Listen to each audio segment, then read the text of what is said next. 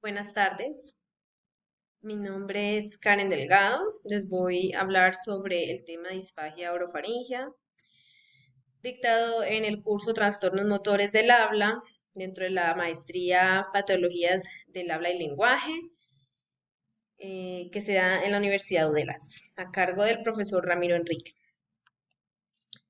Bueno, en un primer momento vamos a hablar sobre la fisiología de la deglución, que la deglución es un proceso sensitivo motor neuromuscular complejo coordinado por diferentes grupos musculares que son la boca, faringe, laringe y esófago.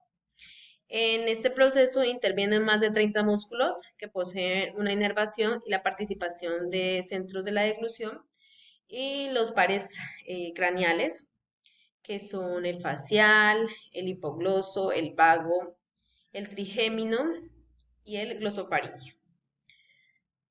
Bueno, la deglución tiene dos características que son fundamentales. La primera es la eficacia y esa hace referencia a la posibilidad de asegurar la ingestión de los macro y micronutrientes, como son la energía, proteínas, vitaminas, minerales y oligoelementos, así como el agua, que es imprescindible para un estado nutricional adecuado y la hidratación. Y la seguridad, que hace referencia a la posibilidad de ingerir el agua y estos alimentos sin que se produzcan complicaciones respiratorias. Bueno, las fases de la deglución son tres. La primera es la fase oral, eh, o llamada fase preparatoria, que incluye la masticación y la formación del bolo alimenticio por la mezcla del alimento con la saliva en dos acciones. La propulsión del bolo y paso. Y el bolo, después de darse la propulsión, da paso a la faringe. La fase faringea es el cierre nasofaringeo, en donde se da la elevación del paladar y el cierre de la laringe, y la elevación de los tres esfínteres laringeos, la epiglotis baja y las bandas ventriculares y las cuerdas vocales se cierran. Y la fase esofágica, que esta es involuntaria a diferencia de las anteriores, que es la relajación del esfínter cricofaringio para permitir el paso de los alimentos de la faringe al esófago. Entonces aquí podemos ver eh, el bolo, es el número uno, el 2 es la parte faríngea. En el 3 vemos la base de la lengua cuando hace la propulsión, en este caso en la primera foto se puede ver. El 4 muestra el esófago. El 5 es el cierre de la epiglotis, para proteger la vía aérea, que sería eh, bueno, no muestran aquí. Y bueno, listo. Entonces, algunas de las causas de que se dé la disfagia orofaringia pueden ser neurológicas, musculares y estructurales. Dentro de la neurológica encontramos enfermedades del sistema nervioso central, que pueden ser traumatismo craneoencefálicos, enfermedades neurogenerativas como el Parkinson, esclerosis múltiple, autoesclerosis múltiple, accidentes cerebrovasculares, entre otras. Hay enfermedades del sistema nervioso periférico, como la diabetes, alcoholismo crónico, parálisis del nervio laringio recurrente, síndrome de Tangle, neuralgia del nervio glosofaringio. Causas musculares se pueden encontrar polimiositis, dermatomiositis, esclerosis sistemática progresiva, síndrome de Lambert-Eaton y disfunción tiroidea. Y ya estructurales pueden ser membrana cricofaringia, procesos inflamatorios de infección como faringitis y abscesos, cuerpos extraños, síndrome de Pulmer-Vinson. Y dentro de otras puede ser la disfunción cricofaringia. Eh, el envejecimiento es un factor de riesgo en la aparición de la disfagia, que es llamada presbifagia. Esto es un término que se usa para describir los efectos de estos cambios em, relacionados con la edad en la funcionalidad de la deglución. Cuando se da bueno, si bien el envejecimiento no es una causa de disfagia, pero puede ser un factor de riesgo para que la disfagia aparezca. Algunos factores que se pueden observar es la activación tardía del reflejo, presión de lengua disminuida, cierre tardío de laringe y aumento de residuos.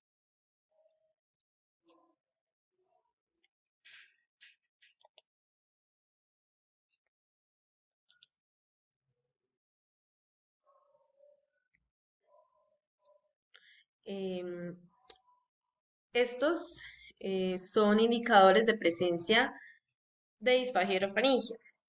Eh, Cuando hay sensación de ahogo o con tos o sin tos antes, durante o el momento en el que se traga.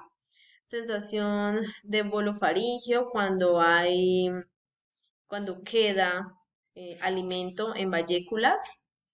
Dificultad para que el alimento progrese por la garganta una vez tragado. Calidad de la voz. La calidad de la voz es húmeda y cambios en la voz tras la ingesta.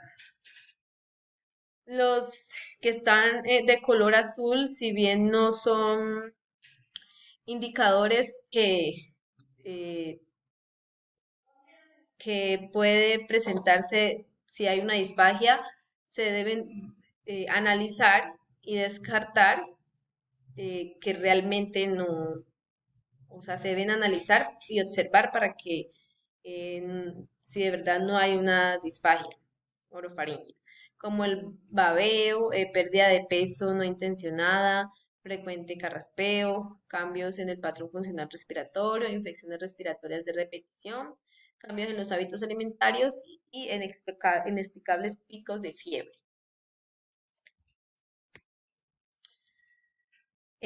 Bueno, los indicadores de presencia de disfagia orofaringia, entonces dice que la disfagia es un síntoma relativamente común que ocurre en aproximadamente el 3% de la población general. Se estima que una de cada 17 personas tendrán dificultades para tragar en un momento de su vida. Según muchos autores, el envejecimiento en sí mismo no es una causa clínicamente significativa, sin embargo, la frecuencia de la disfagia aumenta con la edad, de tal forma que entre el 10 y 30% de los mayores de 65 años presentan algún tipo de dificultad en su deglución. Listo. Bueno, las consecuencias de presentar una disfagia o orofaringia es que los pacientes sufren en gran medida frecuentes trastornos del ánimo y de la depresión, ya que ellos suelen aislarse eh, socialmente en momentos importantes como la alimentación, momentos de reuniones familiares donde se comparte eh, comida, ya que ellos les da miedo atragantarse durante la ingesta de los alimentos. Entonces, pues poco a poco empiezan a evitar esas reuniones familiares.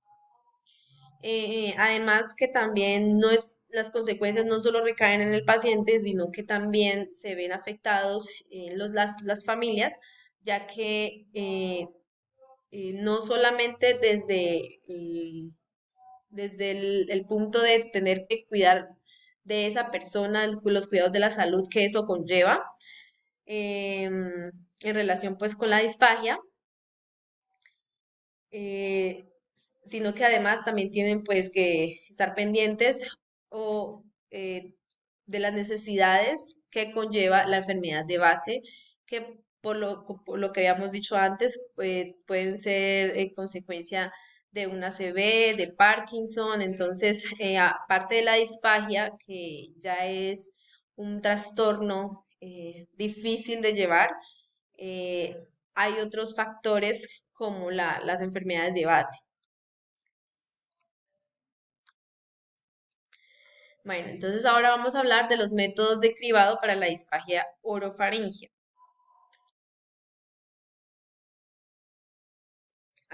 Para hacer estas evaluaciones se deben tener en cuenta síntomas que pueden ser, presentarse, manifestarse y otros que pueden ser silenciosos. Aquí en el cuadro pues están algunas de los síntomas como dificultad para tragar, tos durante la ingesta de alimentos, pérdida de peso, babeo, etcétera. Y algunos que son silenciosos como cambios en los hábitos en la alimentación, carraspeo laringio, cambios en el patrón respiratorio tras la ingesta, etcétera. Eh, estos métodos pretenden detectar la detección precoz, el diagnóstico y tratamiento eh, de, y herramientas válidas, rápidas y sencillas.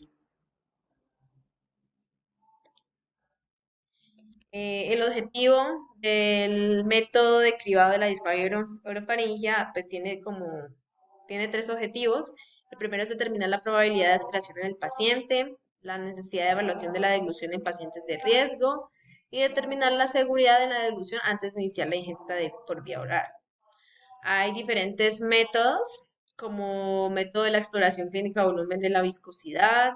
Esta consiste en utilizar bolos en volúmenes de 5, 10 y 20 mililitros con viscosidades tipo néctar, líquida y pudín. A medida que se va suministrando la viscosidad, se va observando si presentan cambios o signos como tos, cambios en la calidad de la voz y de saturación de oxígeno. Entonces, primero se consume 5, se observan los signos, si no presenta, entonces se sube a 10, si no presenta, se sube a 20.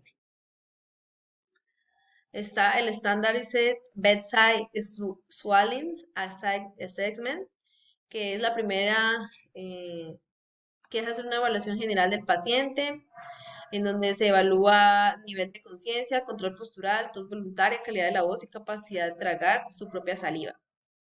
Dándole agua en una cuchara y se observa si presenta alteraciones o no. El test del agua combinada con la oximetría consiste en darle al paciente con una jeringa de alimentación de 10 milímetros de agua y observar si el paciente, si aparece el babeo, contar el número de degluciones, si hay presencia de tos o alteraciones en la calidad de la voz.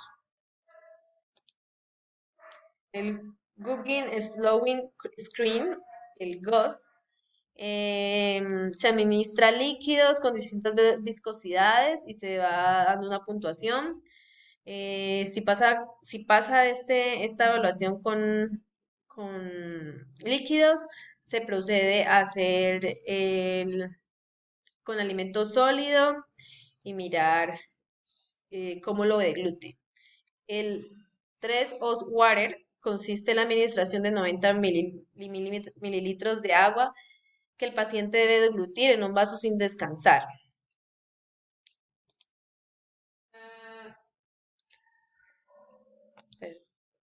Em, es considerado positivo cuando se presenta un acceso de tos durante la toma.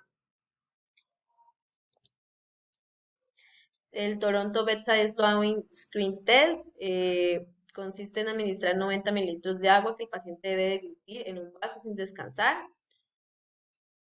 Bueno, sí, ya lo había dicho. Eh, Barnes Jewish Hospital Struct Dysphagia Screen. Se realiza al paciente la escala de Glasgow y debe obtener